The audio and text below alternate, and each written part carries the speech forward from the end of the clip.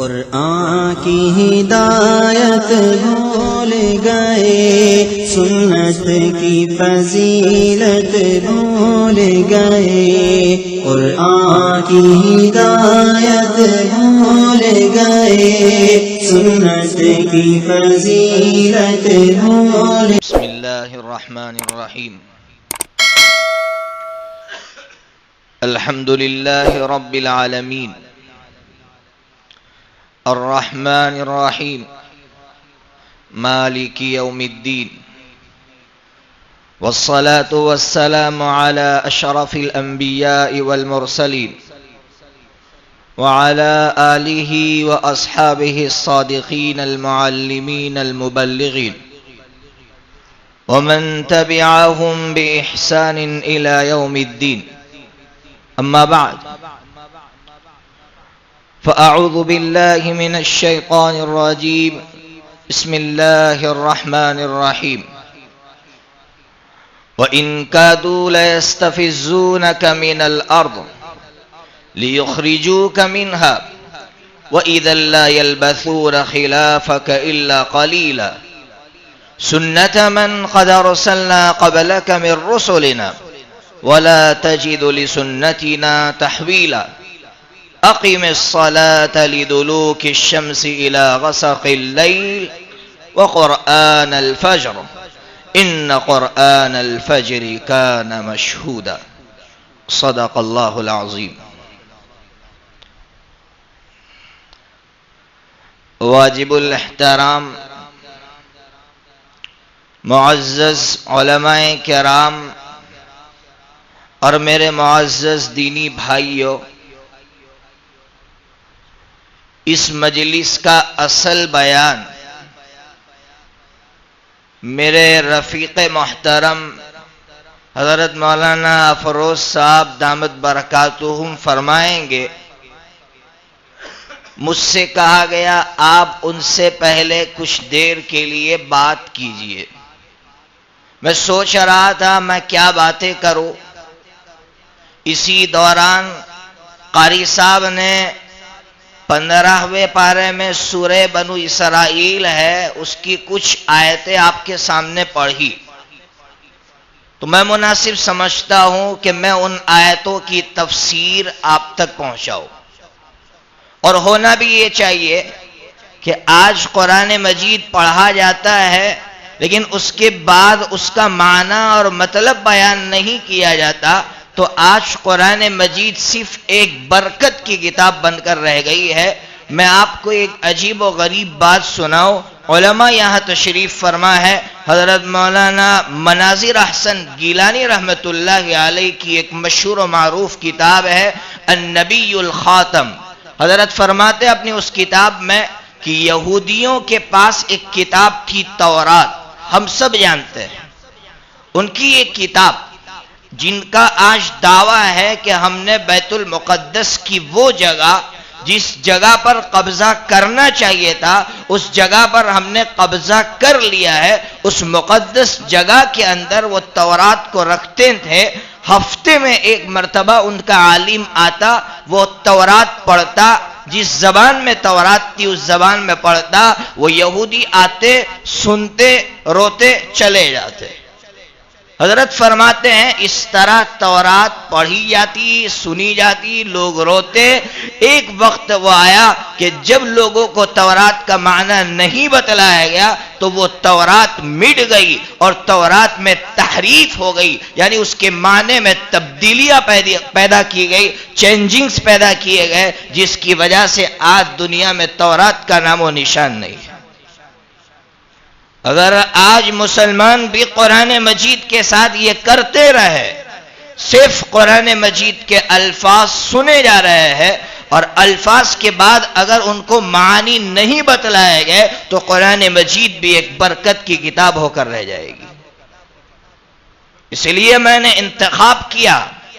میں تو سوچ رہا تھا میں کہ کیا بولوں گا، لیکن میرے دل میں اللہ تعالیٰ نے یہ بات ڈالی کہ تم ان آیتوں کی تفسیر امت تک پہنچاؤ۔ اب سنو کیا کہہ رہا ہے میرا اللہ۔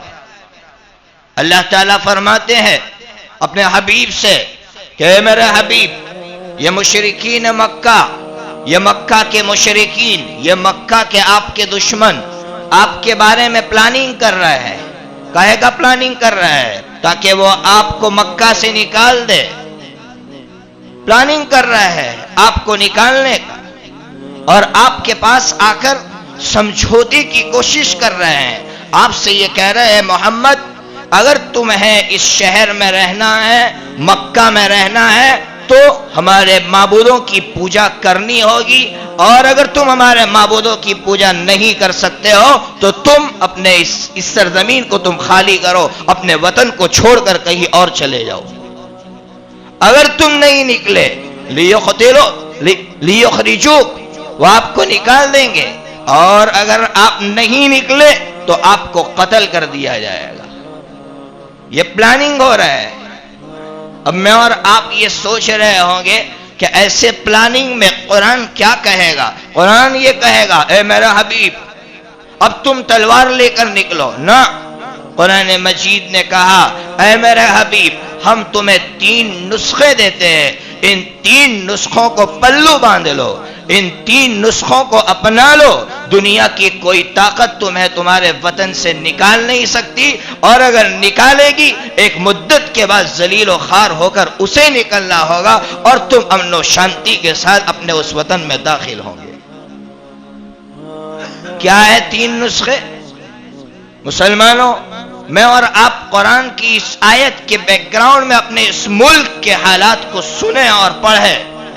ملک کے حالات بھی یہی کہہ رہے ہیں کہ مسلمانوں سے یہ کہا جا رہا ہے ہم سے سمجھوتا کرو، عبادت کے معاملے میں سمجھوتا کرو، شرک کے معاملے میں سمجھوتا کرو، تعلیم کے معاملے میں سمجھوتا کرو. اگر تم سمجھوتا کرتے ہو تو تمہیں سکون کے ساتھ اس ملک میں رہنے دیں گے، ورنہ ہم تمہیں اس ملک سے نکال دیں گے، ورنہ ہم تمہیں قتل کر دیں گے.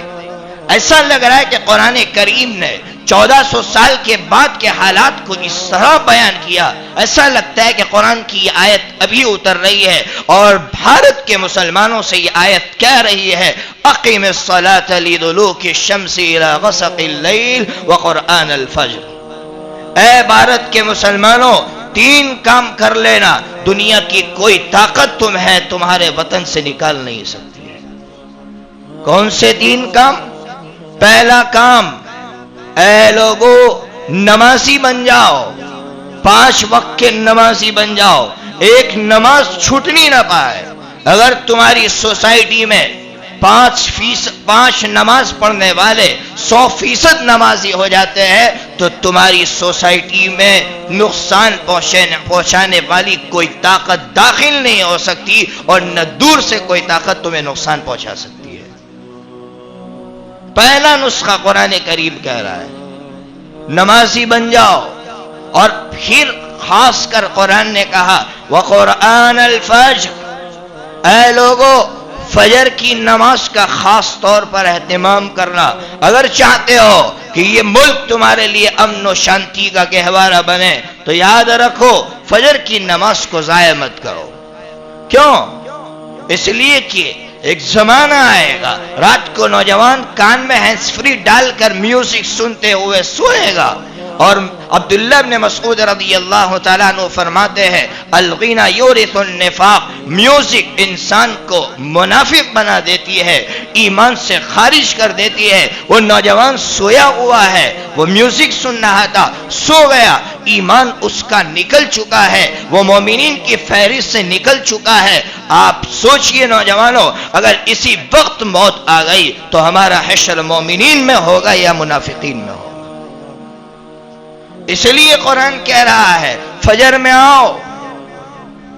سب سے پہلے تم جب سورت پڑھو گے قل یا ایھا الکافرون، جو سنت پڑھتے ہیں نا، سنت میں پہلی رکعت میں قل یا ایھا الکافرون پڑھنا آقا سے ثابت ہے، بلکہ آقا کی سنت مستمرہ ہے.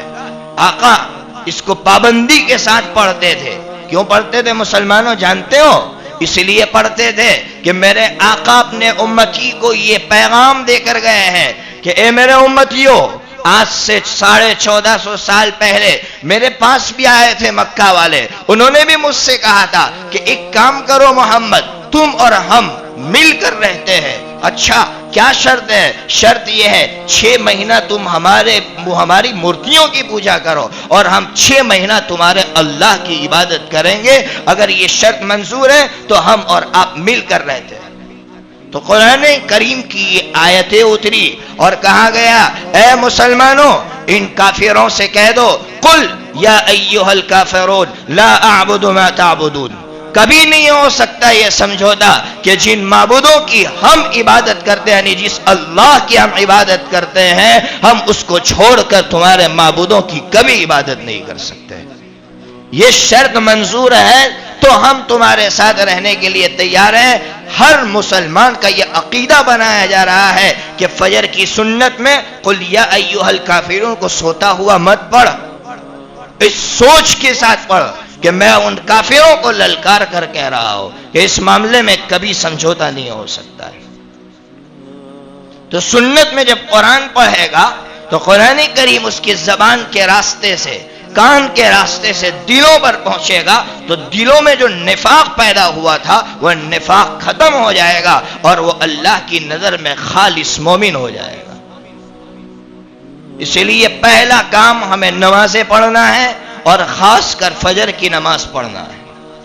دوسرا کام قرآن مجید کہہ رہا ہے وَقُرْآنَ الْفَجْرِ. علماء جانتے ہیں قرآن کے اندر وہ طاقت ہے، ایک جملے کے اندر بہت سارے معانی بیان کرتا ہے قرآن. قرآن یہ کہہ رہا ہے نماز بھی پڑھو اور ساتھ میں قرآن مجید کی تلاوت کا بھی معمول بناؤ. اگر ہر گھر میں قرآن مجید کی تلاوت شروع ہو گئی اور ہر گھر سے قرآن مجید کی آواز آنے لگی تو پھر مت ڈرو کہ 2019 کے بعد الیکشن کون جیتے گا کون ہارے گا. اگر تمہارے گھروں سے قرآن مجید کی آوازیں اٹھ رہی ہیں تو پھر یہ آوازیں ایوان خانوں تک پہنچے گی. قرآن کی یہ آوازیں اس جگہ پہنچے گی جہاں سے باطل منصوبے بناتا ہے، وہاں سے تمہارے فیور میں اللہ تعالیٰ منصوبے بنوائے گا. اسی لیے میرے بھائیوں قرآن مجید کا معمول بناؤ. یہ بچہ حافظ ہوا کل بابر کھڑک میں، کل اجلاس ہوا. اس بچے سے میں پوچھوں، آپ سے پوچھوں، میں علماء سے پوچھوں کہ اس بچے نے قرآن ختم کیا، قل اعوذ برب الناس قرآن کی آخری سورت ہے، پھر اس نے سورہ فاتحہ پڑھی، پھر اس نے سورہ بقرہ پڑھی اور وَأُولَئِكَ هُمُ الْمُفْلِحُونَ تک قرآن کیوں پڑھا؟ جبکہ قرآن تو ناس پر ختم ہو جاتا ہے تو اس نے قرآن مجید وَأُولَئِكَ هُمُ الْمُفْلِحُونَ پر ختم کیوں کیا؟ بچے یاد رکھنا، مسلمانوں یاد رکھنا، اس بچے نے قرآن کریم اولئک هم المفلحون پر ختم اس لیے کیا کہ وہ آپ سے زبانی طور پر بات نہیں کر سکتا تھا، تو اس نے عمل سے یہ بتلایا اے مسلمانوں قرآن کبھی ختم نہیں ہوتا ہے. مسلمانوں قرآن کبھی ختم نہیں ہوتا ہے، اس لیے قرآن جیسے ہی مکمل ہو واپس شروع کرو تاکہ تمہارے دماغ میں یہ بات پیدا نہ ہو جائے کہ قرآن کریم ختم ہو گیا اب سو جاؤ. اس لیے بچے تجھ سے ضرور کہوں گا کہ اب سو مت جانا کہ میں حافظ ہو گیا تو اب میں آرام کر لو. تمہارے ابا نے تمہارے لیے کتنے پیسے خرچ کیے، تمہارے ابا نے تمہارے لیے صرف اس خوشی میں کتنی قربانیاں برداشت کی اور کتنی تکالیف جھیلی ہے، ان کو سامنے رکھنا اور اپنے قرآن کو باقی رکھنا. ہمارے حضرت مولانا ابھی فرما رہے تھے نا کہ حافظ سے کہا جائے گا پڑھتا جا چڑھتا جا، آخری آیت جہاں ختم ہوگی وہ تیری منزل ہے. تو آپ کے دماغ میں ایک سوال آیا ہوگا کہ قرآن میں تو آیت تو سیم ہے، یہ حافظ پڑھے گا یہ حافظ پڑھے گا سب کی آیت سیم ہے تو اس کا مطلب سارے حافظ کا درجہ ایک ہی ہوگا. سوال تو یہی ہوگا، جبکہ حدیث تو یہ کہہ رہی ہے کہ 13 مرتبہ وہ ہیں جس آیت پر آخری آیت پر تو جہاں پہنچے گا وہ 13 مرتبہ ہے. حضرت مفتی سعید احمد صاحب پالمپوری دامت برکاتہم اس حدیث کی تشریح میں فرماتے ہیں اگر حافظ نے عمل کیا ہوگا تو وہ آیتیں اس کو یاد رہے گی اور یاد رہے گی تو وہاں تک پہنچے گا، اور اگر عمل نہیں کیا ہوگا تو وہاں تک نہیں پہنچ سکے گا. اسی لیے قرآن مجید کا معمول بناؤ، گھروں سے آواز اٹھنی چاہیے. مردوں سے کہوں گا مسجدوں میں پڑھتے ہو اس سے بہتر ہے کہ گھروں میں چلے جاؤ. گھروں میں جا کر پڑھو. ہمارے بوڑھے گھروں سے پڑھتے تھے, گھروں سے آوازیں اٹھتی تھی. تیسرا نسخہ, دعاؤں کا اہتمام کرو. رب ادخلنی مدخل صدق واخرجنی مخرج صدق. کیا مطلب؟ میرے آقا مکہ چھوڑ رہے ہیں, ہجرت فرما رہے ہیں, مشرکین مکہ تلوار سوتے کھڑے ہیں, دشمن کھڑے ہیں. اب میرے اللہ فرما رہے میرے حبیب یہ دعا مانگو. کیا دعا مانگو؟